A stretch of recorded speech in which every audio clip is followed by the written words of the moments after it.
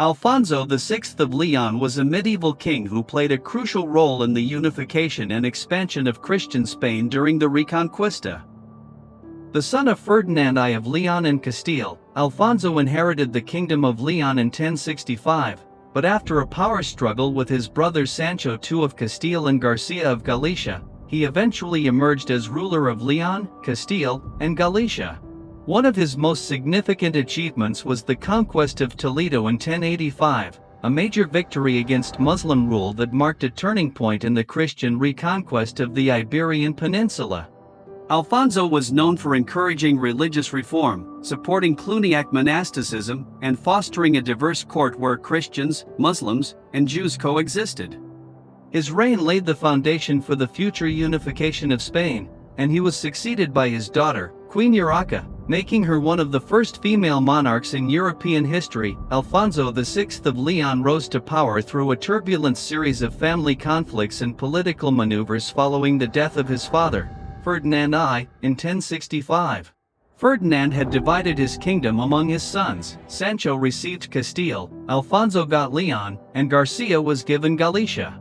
This division quickly led to rivalry, as Sancho sought to reunite the kingdom under his own rule.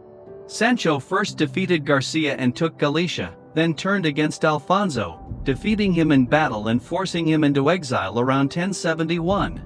During his exile, Alfonso took refuge at the court of the Muslim king of Toledo, Al-Mamun. However, in 1072, Sancho II was assassinated during the siege of Zamora, a city ruled by their sister Urraca. With Sancho dead and Garcia imprisoned, Alfonso returned to León and was proclaimed king, ultimately taking control of León, Castile, and Galicia. By 1077, he declared himself emperor of all Spain, reflecting his dominance over the Christian kingdoms of the Iberian Peninsula.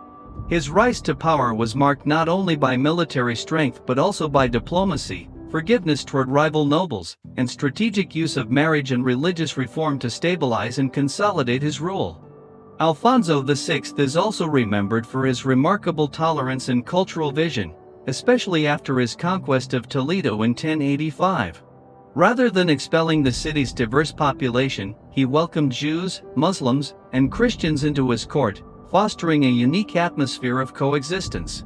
Under his rule, Toledo became a vibrant cultural and intellectual hub, where scholars of different faiths collaborated, translated important texts, and exchanged scientific, philosophical, and literary knowledge.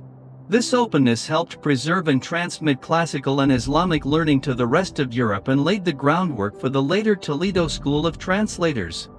Alfonso's court became a symbol of medieval Spain's multicultural richness during the Reconquista. Alfonso VI died on July 1, 1109, after a long and influential reign that reshaped the political and cultural landscape of medieval Spain. His final years were marked by increasing pressure from the Almoravids, a powerful Muslim dynasty from North Africa that had begun reclaiming territory in the Iberian Peninsula. Despite his earlier successes, Alfonso suffered several military defeats in his later reign, and his advancing age made it difficult to respond effectively. He died in Toledo, the city he had famously conquered and made the heart of his kingdom.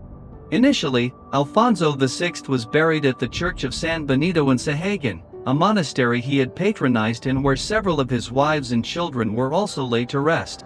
Later, his remains were moved to the Royal Monastery of Sahagun, where he was honored as one of the most powerful and respected monarchs of his time. His death marked the end of an era, and he was succeeded by his daughter, Queen Urraca, one of the first female rulers of a major European kingdom.